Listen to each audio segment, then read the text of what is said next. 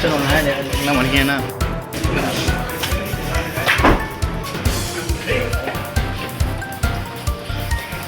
में एक युवती के गायब होने की सूचना मिली और पुलिस के तलाश के क्रम में उस युवती की माताजी की तरफ से एक लिखित तहरीर प्राप्त हुई, जिसमें उस महिला और उसकी 3 बच्चियों, जिसमें एक 12 वर्ष की, एक 6 साल की और एक 3 साल की, इनको उसके पति, जो वर्तमान में पति था, पहले देवर था, अब पति के रूप में रह रहा था, उसके और उसके एक साथी द्वारा हत्या करने के इरादे से ले जाकर के गायब कर देने की सूचना प्राप्त हुई। उक्त सूचना पर तत्काल संबंधित धारा में अभियोग पंजीकृत करते हुए घटना के अनावरण के लिए पुलिस टीम लगी और इसमें जो नामित अभियुक्त है, जो गायब युवती थी, उसके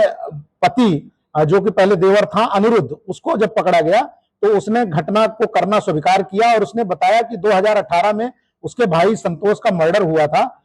जिसकी पत्नी थी जो गायब हुई है, और उस मर्डर में एक मुख्य षड्यंत्रकारी के रूप में अनिरुद्ध स्वयं जेल गया था अपने भाई की हत्या में, और वहां से आने के बाद में अपनी भाभी और उसकी एक बेटी दोनों को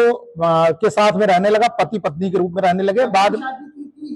नहीं, दोनों साथ में परिवार वालों की मंजूरी से ही साथ में रह रहे थे और 2 बच्चियां और पैदा हुई। इस प्रकार से कुल 3 बच्चियां हो गई थी। अनिरुद्ध का मुख्य उद्देश्य यह था कि जो मुकदमा लिखा गया था 2018 में मर्डर का, उसमें मुख्य गवाह के रूप में उसकी भाभी थी, तो वह चाहता था कि वह अपना बयान बदल दे और जिससे वो छूट जाए। उसकी भाभी इस बारे में टाल मटोल कर रही थी। इसी को लेकर के अपने मित्र के साथ उसने अपनी पत्नी, जो पहले भाभी थी, उसको और 3 बच्चों को लेकर के लखीमपुर गया, जहां शारदा नदी के किनारे रात में ले जाकर के इसने उनको हत्या करने के इरादे से नदी के अथाह पानी में फेंक दिया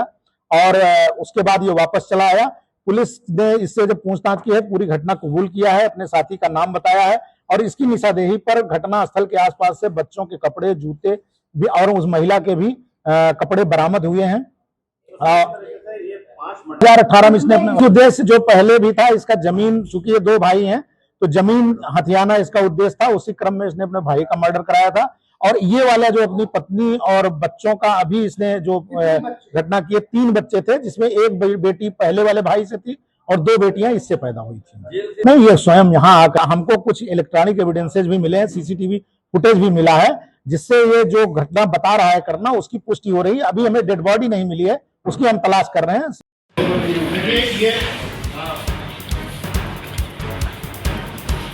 घटना थाने में घटी।